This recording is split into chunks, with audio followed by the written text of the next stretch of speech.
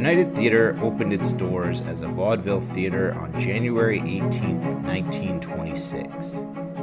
An opening night gala featured 5 acts of Paramount vaudeville and the first film ever to play at the United. The United Theater was one of a handful of vaudeville theaters and cinemas in the Westerly area, and the United saw its share of big-name performers, from world-renowned opera stars to well-known vaudeville troupes like the Will Maston Trio, featuring one Sammy Davis Jr. In 1929, the United was the first theater in the region to showcase talking pictures. As silent cinema began to fade, the theater would eventually transition into a full-time movie theater, showcasing the biggest and best first-run cinematic features. For generations of families in the region, the United Theater was the go-to destination for film. Sadly, in 1986, the United closed its doors and the theater faded into disuse. 2 decades later, on February 3, 2006, the Westerly Land Trust purchased the theater as part of its urban program for the redevelopment of historic commercial properties in the Westerly downtown. But it was the summer of 2014 when the United took the first step in its rebirth, hosting live events for the first time in more than 3 decades, including a pair of events celebrating the theater's rich vaudeville history. That same year, Rhode Island voters approved the State Creative and Cultural Economy Bond, providing support for arts-related renovation projects, including the United Theater. In 2015, the United was officially approved as a new nonprofit organization. In the adjacent building, a former Montgomery Ward department store was added to the plans, more than doubling the space and scope of the project. Over the next 4 years, the United Theater would host multiple events and arts education programs in the theater and throughout the surrounding community. In May of 2019, the United Theater officially broke ground and began construction. And that brings us to today. Construction forges ahead. The United Theater's history is just getting started. Welcome to Live from the United Theater. I'm Lisa Utman Randall, and I am sitting here on stage at the United with our artistic director, Tony Nunes. Thank you, Lisa. I'm super excited to sit down and kind of have a conversation together about the project and our involvement with the project and, what's to come at the United Theater. Tony, you've been involved in the project now for 3 or 4 years? 5 or 6, actually. 5 or 6 years. Yeah. So you know a lot about the history and how this whole project came to be. So can you tell us a little bit about that? Yeah, I came on board, like I said, 5 or 6 years ago, probably now, just in a volunteer capacity. I just heard about the project happening and, having lived in Westerly my entire life and gone to film school and been basically a film nerd my whole life. I've always walked by this place and I was always interested because it closed in 1986. I was born in 1982, so I don't remember it ever being active. But remarkably, this place stayed closed from 1986 until now. So I used to walk by it all the time and think, one day, my dream was I'll win the lottery and buy this place and make it a movie theater again. But then I heard, things were happening. The land trust had purchased the place, and I reached out to some of the board of directors at the time and came on to help with kind of starting it up and figuring out some events we can do and some marketing and kind of helping be a voice in shaping, what we're doing today. So I heard you say that you're a bit of a nerd, so I know you're really, really into film and music and comic books, so I bet that was really exciting for you to get involved. Yeah, to now have come on as an artistic director in a full-time role and kind of turned it into a career, it's very exciting to be able to program and, my my my film geekdom goes deep. So just to have to be able to program these different types of movies, and bring in musical acts that I like, or find myself being introduced to new musical acts and things like that. It's a really fun job to have, and I'm really excited to bring a lot of this into Westerly and kind of create new audiences for different kinds of things in this region than we've ever had before. So you came on in January of this year and started as executive director. So, what brought you into the arts, and kind of what has your past been that has brought you here to Westerly to run this arts organization? Well, I've been involved in the arts in Rhode Island for a long time now, almost 3 decades. So I co-founded Island Arts in Newport back in 1990, which was a very grassroots, small arts organization that over the course of 14 years grew to be a very integral part of the Newport art scene. And from there, I went on to help co-found the Jamestown Arts Center. So I was there for 10 years. It's a magnificent organization, really great, doing very similar work to the United Theater, but on a somewhat smaller scale. And so when I heard about this project, I was really excited because of the scope of it. There's really nothing else like it in the region. There's not a space where you can find all of this activity that's going to be possible in here. So in Jamestown, did you find that you had to develop a lot of new audiences and introduce a lot of new things? Was that part of the mission? And yeah, we did, for sure. Jamestown is on an island. It's 5,000 people, so obviously you have to go outside. We had a great audience on the island, but we needed to go beyond to be able to have enough audience for all the events, performing arts and visual arts events that we wanted to do. And it takes a lot of work, but it's interesting work, and it's really exciting to figure out what is that great mix of programming that's going to be dynamic enough to bring in enough people to keep the organization progressing. So what are you most excited about the United Theater Project? We have film, we have live music, we have the Public's Radio Bureau here. We're doing a lot of different education. We have the Rhode Island Philharmonic coming in. We're creating this music school. We're doing everything from fine arts education to media education. There's a lot happening under this roof. Just in this space we're in right now, which is our black box space, we're on the original stage, which was a vaudeville stage. We're going to be bringing performing arts back, dance, lectures, and like I said, a lot of live music. So, what there is probably the most exciting thing in your mind? Well, all of that is super exciting. I think to be able to program such an incredible variety of events is amazing, and to be able to do it in a way that it will attract world-class performers. To have the equipment, to have the facility is really great. But I think the thing that I'm most excited about is being part of this community. I think the United Theater really will come to play a huge role in this area, and in Westerly certainly, but in the surrounding areas as well. And I think being able to have something for everybody, so we can bring in people of all ages, entire families. So we might have the kids are doing music classes, the parents are coming to see live music, the whole family's coming to see films together. I think that is going to just be really make a huge impact here in Westerly. So I think that's the thing that I'm most excited about.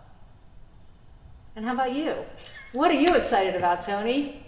I am very excited about all of the programming. And, you talk about community. I think a big part of the programming and community aspects coming together are these partnerships that we've formed. And we've been forming really since 2014. Right. The first event we did in this space was in 2014. It was Jazz at Lincoln Center came in. We did a jazz concert. It was a great way for us to showcase our space, to showcase what we plan on doing in the future. This was 6 years ago now, so it's great to be where we're at now. But that's a partnership that I think is going to come into fruition once we open. We'll do more with them. But over the years since then, we've partnered with Newport Folk and Jazz Festivals. We host Road to Newport shows before and after those festivals, and they help us bring in some great artists.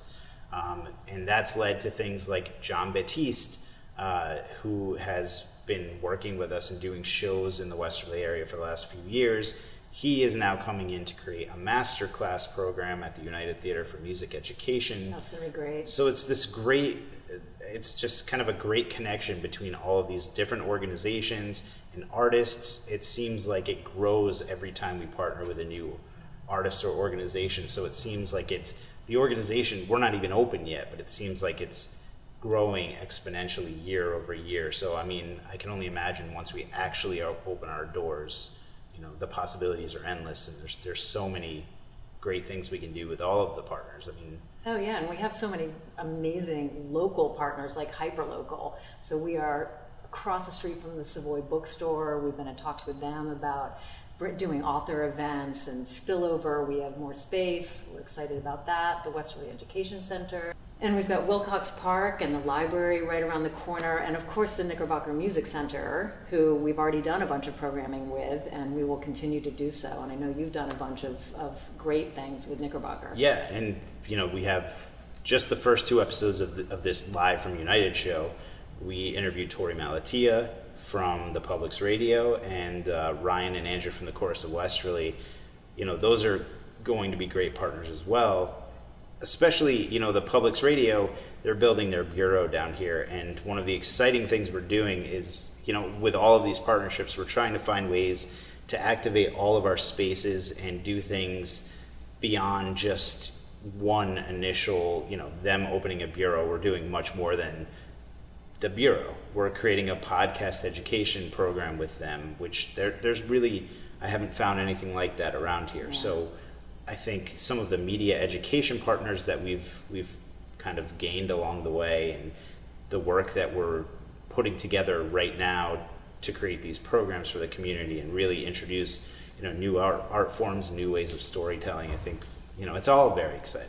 There's a lot of things happening under this roof now, and there's going to be a lot more in the next 6 months. Well, and I know, you have such a, knowledge of film, and I think it's going to be really exciting. You were pointing out to me when we were walking through the other day, just the area in the main cinema that's going to be great for talkbacks and Q&As and interviews with directors. That kind of thing is super exciting, and who knows, maybe we'll just live stream some of that through the Public's Radio.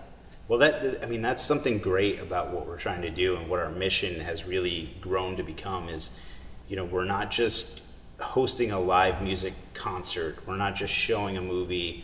Any chance we have to activate all of the spaces, in the building around a certain event or a certain artist or type of art form, I think, that's the thing that excites me the most. We've been doing something called the Time and Tide Festival for the past 4 or 5 years. Last November, it was great. Yeah, and it's a surf film festival. We introduced a live music component to it the last few years, but I foresee us being able to create a whole festival atmosphere for a day under our roof, where we have live music in the Black Box, we have surf and skate films in the 3 cinema spaces. The art gallery space at the front where Canal Street is could be photography from surf and skate photographers.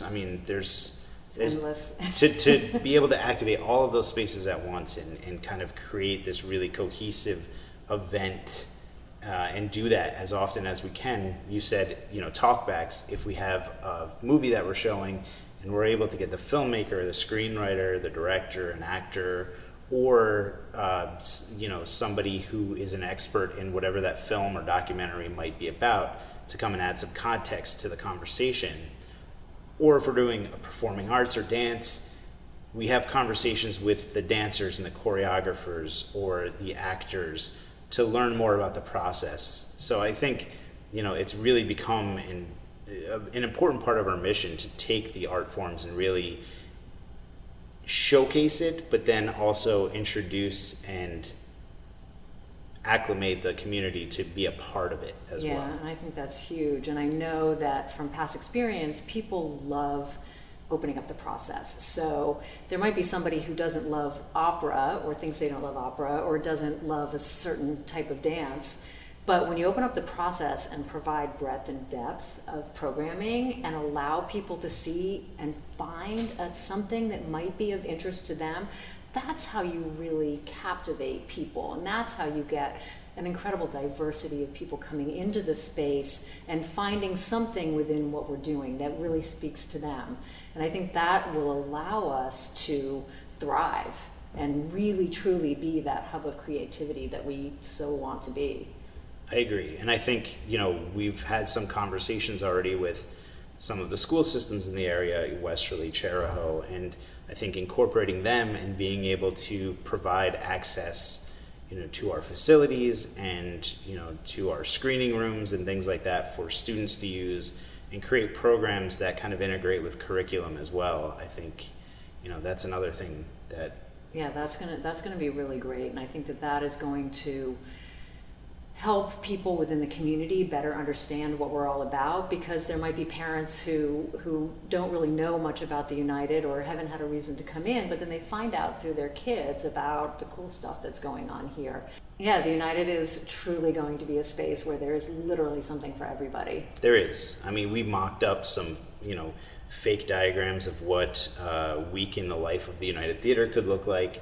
And we have all of the different spaces scheduled out, and there's a lot of different things happening at once in these models that we've been putting together, because there's so much space here.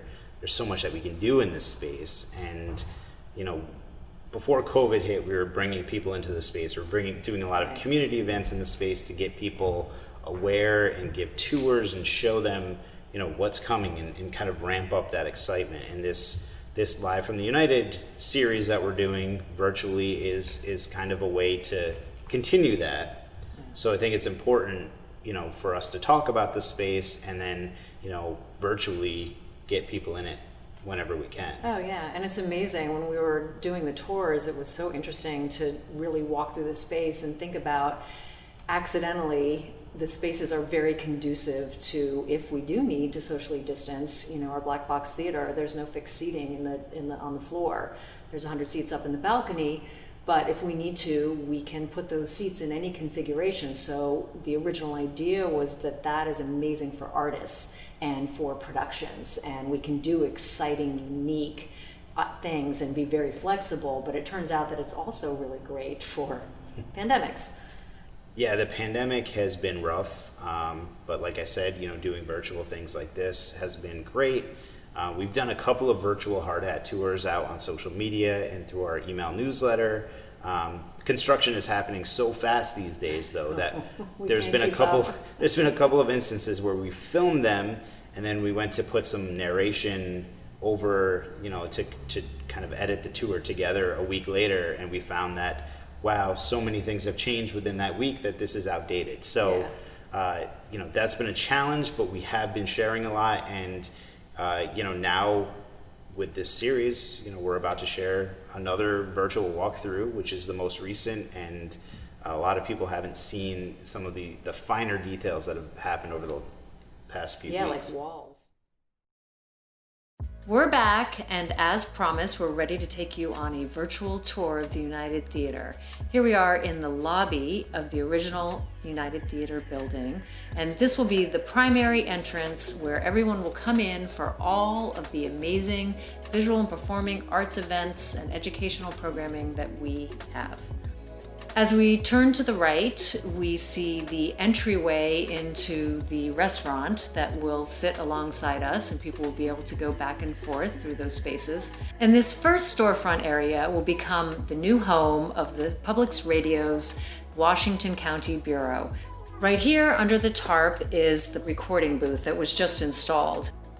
And we're really looking forward to doing a lot of co-programming with the radio station, including podcast workshops for people of all ages, which are going to be a really exciting part of our educational offerings. As we walk back through the lobby, we are now entering our black box auditorium space. So this was the original movie theater and vaudeville theater way back in 1926. This entire platform here, which is under scaffolding, will be extended to the walls, and it will also extend all the way out to the original stage. This is where we'll host everything from live music, performing arts, dance, and much more. And as we walk across this scaffolding right here to the original stage, you'll see the original proscenium and fly house. Again, this entire platform that I'm standing on will be extended, and there will no longer be a dedicated stage, but rather, because it's a black box, we'll set up stages based on different types of programming that we do. At the rear of the Black Box Theater, you can see our balcony, and the balcony will have 100 fixed seats, and this space will turn into its own cinema when the Black Box Theater is not in use, through a series of curtains and a screen that will come down right in front of you here. Leaving the Black Box Auditorium, you can see some of the nice curved walls which are featured throughout the United Theater. And we're back into our lobby, and where the NPR space was one storefront, this identical small storefront space here is going to become a 24-seat micro cinema. This and the balcony cinema, which you just saw, are 2 of the 3 cinema spaces inside the United Theater. And this is a great place for screening smaller movies or hosting educational screenings and things like that.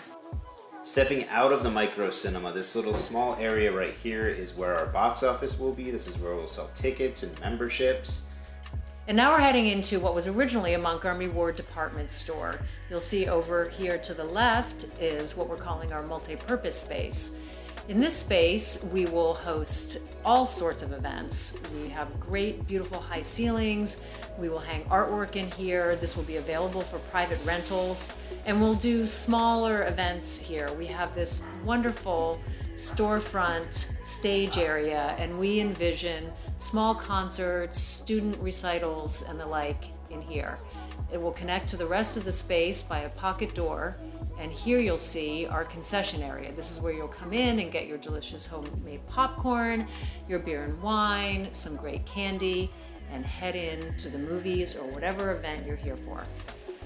This is the entrance to our main cinema, and then these other doors lead into a hallway where our restrooms and things like that are.